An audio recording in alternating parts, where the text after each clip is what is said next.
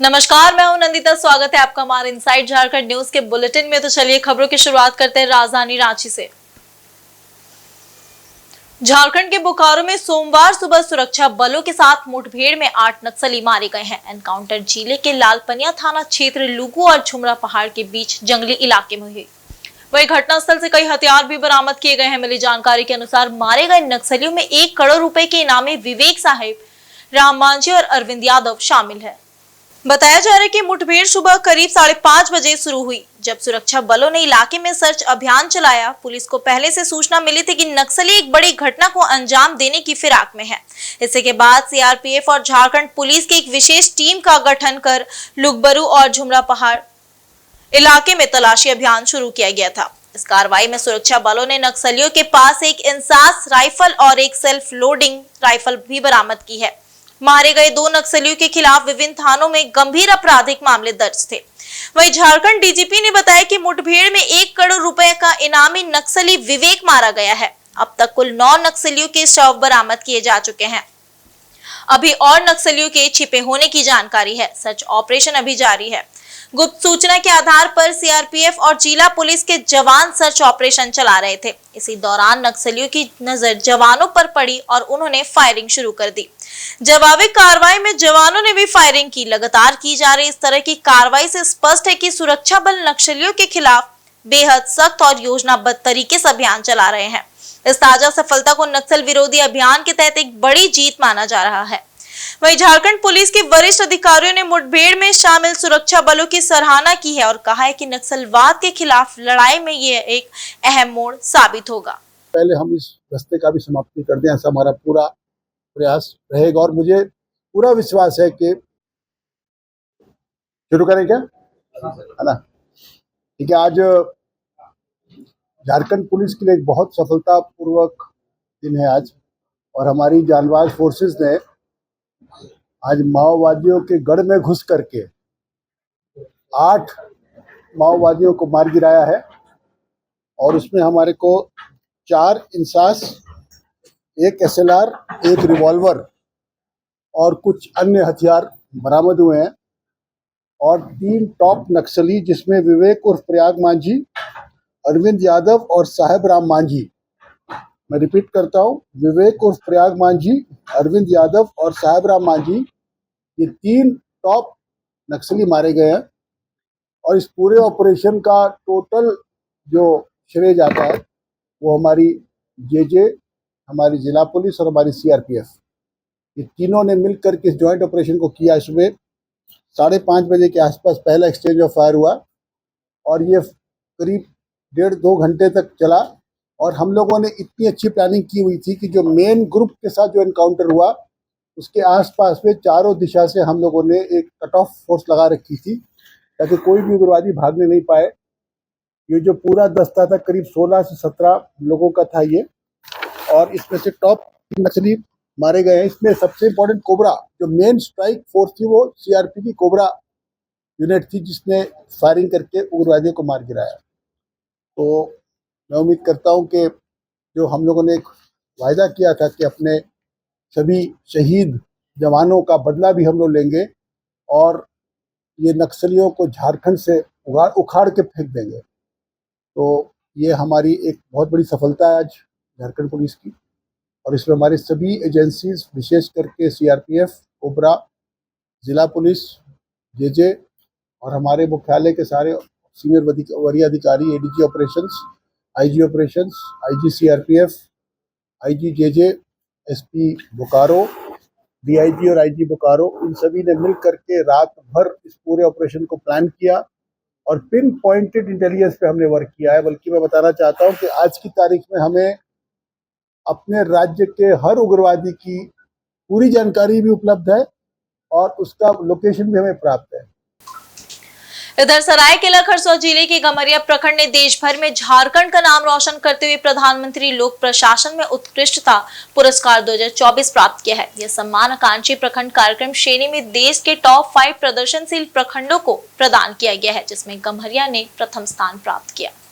यह पुरस्कार सोमवार को नई दिल्ली स्थित विज्ञान भवन में आयोजित सिविल सेवा दिवस समारोह के दौरान देश के प्रधानमंत्री नरेंद्र मोदी द्वारा प्रदान किया गया। इस अवसर पर सरायकेला खरसुआ के उपायुक्त रविशंकर शुक्ला ने गम्हरिया प्रखंड की ओर से यह प्रतिष्ठित सम्मान ग्रहण किया। गौरतलब है कि नीति आयोग द्वारा संचालित आकांक्षी प्रखंड कार्यक्रम की शुरुआत 7 जनवरी 2023 को की गई थी, जिसका उद्देश्य देश के 500 बिछड़े प्रखंडों में स्वास्थ्य, शिक्षा, कृषि, आधारभूत ढांचा और सुशासन जैसे 5 प्रमुख क्षेत्रों में समग्र विकास सुनिश्चित करना है।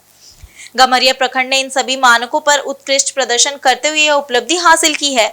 इस उपलब्धि पर जिला प्रशासन ने सभी संबंधित विभागों, अधिकारियों, कर्मियों और जन समुदाय का आभार व्यक्त किया है और सेवा की गुणवत्ता के साथ साथ समग्र विकास को निरंतर गति देने की प्रतिबद्धता जताई है।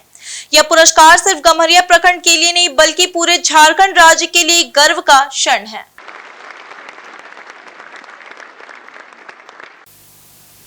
अखिल भारतीय अनुसूचित जाति महासभा के द्वारा राजधानी रांची के एल्बर्ट एक्का चौक पर राज्य के स्वास्थ्य मंत्री इरफान अंसारी का पुतला दहन कार्यक्रम किया गया।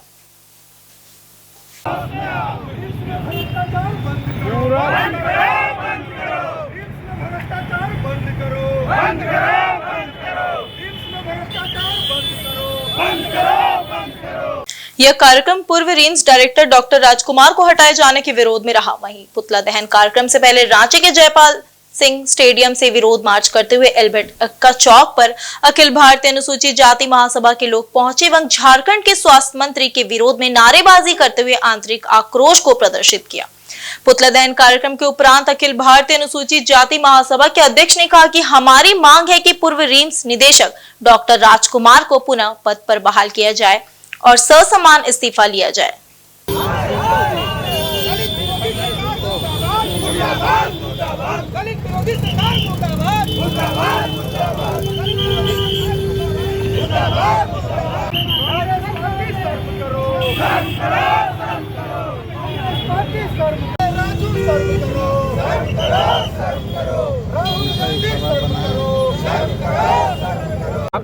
रिम्स तो ऑटोनोमस बॉडी है, यहाँ तो फैसला लेने के लिए रिम्स का डायरेक्टर अधिकृत होता है, बोर्ड बनता है, बोर्ड लेता है। आप चुपके से इसको बिना बोर्ड में बैठाए हुए आप डिसीजन ले लिए। तो और जब चाह क्या रहे हैं? हम लोग ये चाह रहे हैं कि इनकी सम्मान के साथ इनको वापस इसी राजकुमार जी को, डॉक्टर राजकुमार को निदेशक पद पर बहाल करें और इसके बाद में नहीं चाहते हैं तो ये इस्तीफा दे देंगे, लेकिन सम्मान से। हमें डॉक्टर शशि बाला से हमें कोई कंप्लेंट नहीं है, वो तो मंत्री की इच्छा है जिसको बनाए, लेकिन हम लोगों के मांग है यार, हम तो न्यायालय जाएंगे, न्यायालय में जाएंगे इसके लिए और न्यायालय में सही तय होगा कि अगर ये सही हैं तो इनको बहाल कीजिए, बहाल करने के बाद इनको नहीं रखना है तो आप वापस भेज दीजिएगा। यही है और विशेष कुछ नहीं। हम लोग इसी का विरोध प्रदर्शन कर रहे हैं, पुतला दहन करने का यही मेरा कार्यक्रम है और किसी से परिचय बता दीजिए। डायरेक्टर का एक पद होता है, वो गरिमा का पद होता है, उसका मान सम्मान है। आप उसको शोकोज देते, वो शोकोज का जवाब देते, उन पे दोष साबित होता तब आप निकालते। ये क्या वो दिल्ली गए, आप इधर से नोटिस दे रहे हैं? तो कहीं ना कहीं झारखंड जो है चरम भ्रष्टाचार में डूब चुका है। और इधर एमजीएम थाना अंतर्गत बालीगुमा में करनी सेना के राष्ट्रीय उपाध्यक्ष और झारखंड प्रदेश अध्यक्ष विनय सिंह की रविवार को गोली मारकर हत्या कर दी गई। उनका शव दिल्ली वर्ल्ड पब्लिक स्कूल मोड़ से लगभग 500 मीटर की दूरी पर एक खेत में बरामद हुआ है। विनय सिंह को सिर में गोली मारी गई थी, जबकि हाथ पैर पर भी चोटों के कई निशान मिले हैं। घटनास्थल से उनकी स्कूटी और एक पिस्टल भी बरामद की गई। घटना की सूचना मिलते ही बड़ी संख्या में करनी सेना के समर्थक घटनास्थल पर पहुंच गए। वहीं नाराज भीड़ ने वहां तैनात पुलिस बल से बहस की और धक्का मुक्की की। स्थिति को नियंत्रित करने के लिए ग्रामीण एसपी ऋषभ गर्ग, पटमदा डीएसपी वचनदेव कुजूर, ओलीडी थाना प्रभारी कुमार अभिषेक, मानगो थाना प्रभारी निरंजन कुमार और सिद्धगोड़ा थाना प्रभारी गुलाम रब्बनी मौके पर पहुंचे। 3 घंटे तक शव वहीं पड़ा रहा और भारी हंगामा होता रहा। हत्या से आक्रोशित समर्थकों ने डिमना चौक के पास हाईवे जाम कर दिया, जिससे लंबा ट्रैफिक जाम लग गया और यातायात ठप हो गया। घटनास्थल पर भाजपा और आजसू पार्टी के कई नेता पहुंचे और हत्या की निंदा करते हुए आरोपियों की जल्द गिरफ्तारी की मांग की है। विनय सिंह उलीडी थाना क्षेत्र के आस्था स्पेस टाउन में रहते थे और डिमना चौक पर उनकी टाइल्स की दुकानें थी। परिजनों के अनुसार वे रविवार सुबह 11 बजे घर से निकले थे और आमतौर पर दोपहर तक वे लौट आते हैं। देर रात तक न लौटने तक परिजनों थाना पहुंचे। पुलिस ने मोबाइल लोकेशन के आधार पर रात 8 बजे शव बरामद किया। पुलिस का कहना है कि शव पर चींटियां लग चुकी थी, जिससे अनुमान लगाया जा रहा है कि हत्या दोपहर करीब 12 बजे के आसपास हुई होगी। विनय के पास से मिली एक पिस्टल को लेकर पुलिस यह जांच कर रही है कि क्या हत्या को आत्महत्या का रूप देने की कोशिश की गई है या फिर पूरी तरह सुनियोजित साजिश है। फिलहाल police CCTV footage, call details record और अन्य तकनीकी साक्ष्यों के आधार पर मामले की गहन जांच कर रही है। शव को एमजीएम अस्पताल के शीत गृह में रखा गया है। मामले ने राजनीतिक और सामाजिक हलकों में सनसनी फैला दी है। ये गुंडल हुआ है, नहीं आप कीजिए, काउंटर कीजिए। आप लोग 15 दिन, कम से कम 15 दिन मुहिम चलाइए कि जो क्रिमिनल को खत्म करने के लिए। जब तक क्रिमिनल को क्या जरूरत है? एक बात बोले, बुरा नहीं मानिएगा, खुलेआम बोलेंगे, समझ जाना। उसी के संदर्भ में यहाँ पे लोगों के द्वारा डिमना चौक को जाम किया गया। हम लोगों के द्वारा उन लोगों से यही आग्रह किया गया है कि आप लोग यहाँ से जाम हटाइए और उसके बाद हम लोग अपनी कार्रवाई को आगे बढ़ा पाएँ, जिससे क्योंकि सभी ऑफिसर्स यहीं पे एंगेज है। जितना जल्दी यहाँ से चीज़ें सुचारू रूप से चलेंगी, उसी के बाद हम लोग अपनी कार्रवाई आगे बढ़ाएंगे। सर कुछ इनपुट्स मिला है क्या? अभी हम लोग काम कर रहे हैं जो है, मतलब बट उसमें हम लोग अभी शेयर करने की स्थिति में नहीं है आप लोगों के साथ। जी, ये विनय कुमार सिंह करके नाम का व्यक्ति है। ये ऑलरेडी आस्था स्पेस टाउन में रहने वाले व्यक्ति हैं। ये अपने घर से सुबह 11 साढ़े 11 बजे निकले हैं, जैसे परिवार के लोगों द्वारा बताया जा रहा है। उनको जब परिवार के लोगों द्वारा खोजबीन किया गया तो कुछ पता नहीं चला। अब हम लोगों के पास आए, जब हम लोगों ने उनका लोकेशन देखा तो उनका लोकेशन वालेगुमा थाना, एमजीएम थाना क्षेत्र में वालेगुमा एक गाँव, वहाँ पर लोकेशन आया। उसमें हम लोग जब खोजने आए तो उसका यहाँ पर ही डेड बॉडी मिला है। कितना बॉडी के पास से एक कंट्री मेड है, पिस्टल है और उसका मृतक का मोटरसाइकिल, स्कूटी मोटरसाइकिल है और उनका मोबाइल बरामद हुआ है। गुलिया अभी क्लियर नहीं हो पाया है। जब इंक्वेस्ट लाइट में किया जाता है ना, तो लाइट में होगा तो क्लियर हो पाएगा।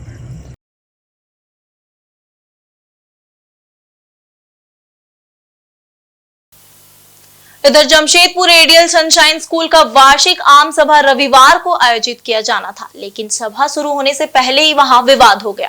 दरअसल स्कूल में चल रहे लंबे समय से विवाद ने एक बार फिर तब उग्र रूप ले लिया जब विपक्ष के सदस्यों ने स्कूल परिसर में किसी को भी अंदर प्रवेश नहीं करने दिया।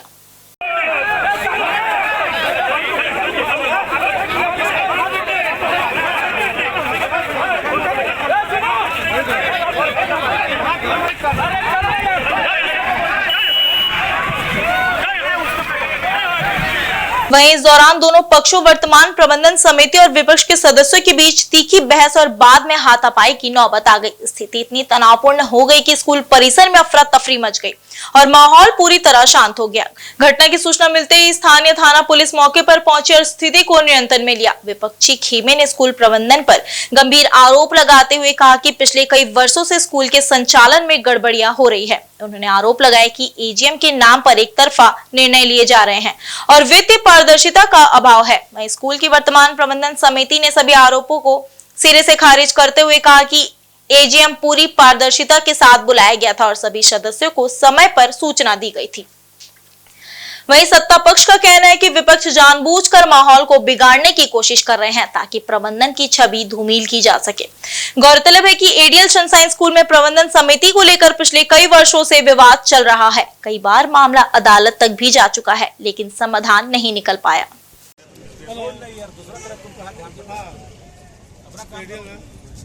अपने तो काम कर रहे हैं।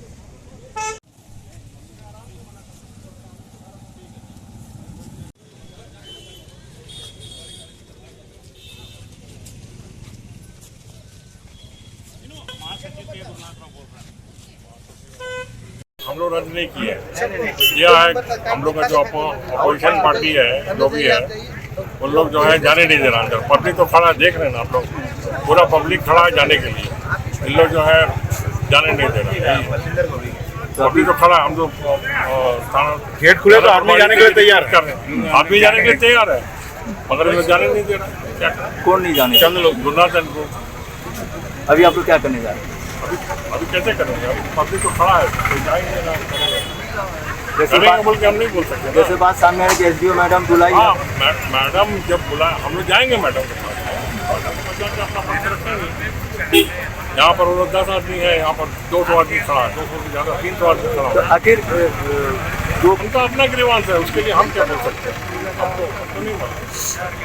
तो नहीं चाहिए क्योंकि प्रशासन द्वारा इनको कोई जो है परमिशन नहीं मिला। ये लोग अपना मर्जी से पिछले 9/6/2024 को एक मीटिंग की है, जिसको आप लोग सब गवाह हैं। ये लोग सरकार के द्वारा दिया गया डॉक्यूमेंट को भी फर्जी बोलते हैं।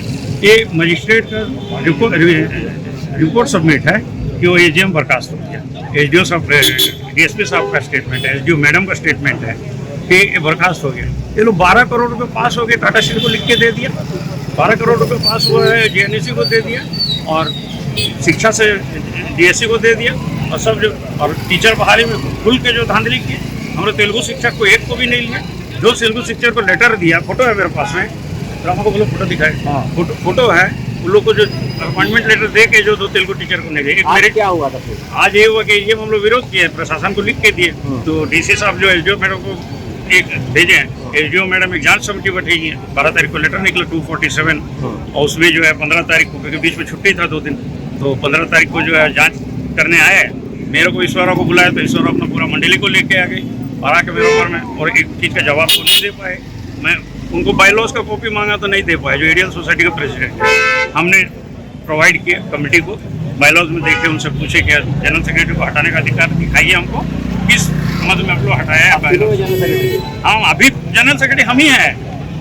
आपको नहीं मान रहा? कैसे हटा देंगे ये लोग? मतलब आपको भी नहीं मान रहा? नहीं, किसी को नहीं मानता। हाथापाई भी हुआ है? नहीं, हाथापाई नहीं हुआ। धक्का धुक्की हुआ होगा, थोड़ा बहुत होता, भाई भाई थोड़ा घर में होता ना। अभी क्या हुआ? अभी एजीएम कैंसिल किया है। एजीएम हुआ ही नहीं तो कैंसिल क्या होगा?